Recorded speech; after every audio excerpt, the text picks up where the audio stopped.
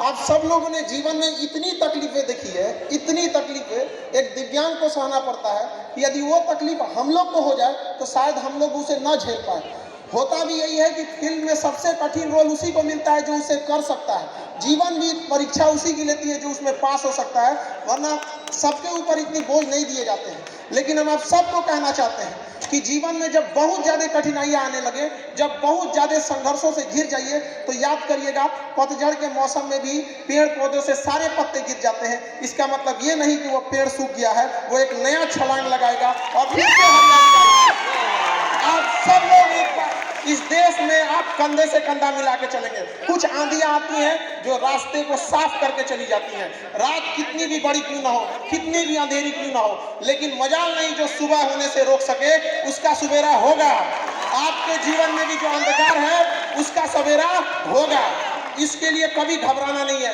शिक्षा ही आपको हर अधिकार दिलाएगी। आपको शिक्षा से पीछे नहीं हटना है। हम जिम्मेदारी लेते हैं। आज तक बिना पैसे में हमने दिव्यांगों को पढ़ाया है और हम आप सबको कहते हैं कि अपने बाल बच्चों को पढ़ाइए और हर स्कूल कॉलेज में भेजिए। और अगर फीस मांगता है तो उससे कहिए कि खान सर के यहाँ हम बिना फीस दिए पढ़ते हैं, तू कितना बड़का मास्टर हो गई लो।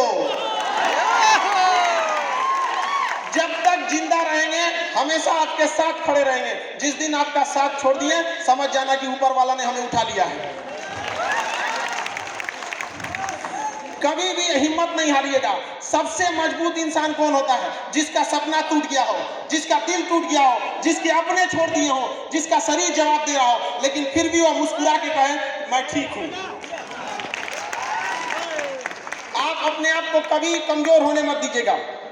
आपके अंदर वो साहस है। ज्वालामुखी कई टाइप के होते हैं। हम लोग जब पढ़ाते हैं भूगोल में तो ज्वालामुखी पढ़ाया जाता है। उसमें कई टाइप के ज्वालामुखी होते हैं। उसमें एक ज्वालामुखी होता है सुषुप्त ज्वालामुखी, जो सोया हुआ रहता है। आप सब सुषुप्त ज्वालामुखी है, सोए हुए। एक दिन जिस दिन ये विस्फोट करेगा ना, पूरी दुनिया देखते रह जाएगी आप लोग को। आप सब लोगों को ये जिम्मेदारी है। जिन लोगों की पढ़ने की उम्र है वो पढ़ेंगे। जो अभिभावक हैं अपने बच्चों को पढ़ाते रहेंगे।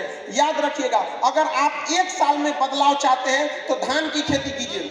अगर आप चाहते हैं 10 साल में बदलाव दिखे, शीशम का पेड़ लगा दीजिए। लेकिन अगर आप चाहते हैं कि सदियों सदियों आपका इतिहास स्वर्णिम अक्षर से लिखा जाए, तो अपने बच्चों को शिक्षा दीजिए।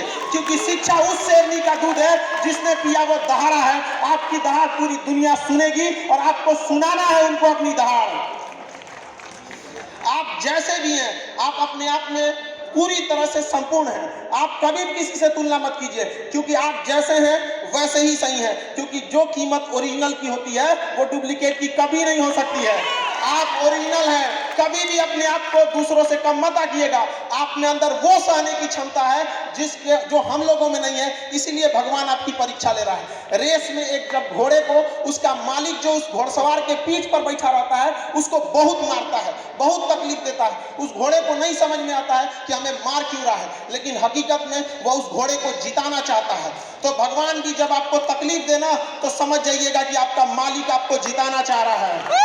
और हिम्मत नहीं हारिएगा, क्योंकि कभी कभी गुच्छे की आखिरी चाबी भी पूरा ताला खोल देती है। कभी हिम्मत नहीं हारना है आप सब लोगों को। आप लोग को अभी आप लोग की बातों को नहीं सुन रहा होगा। बहुत सारी समस्याओं को आप लोग सामना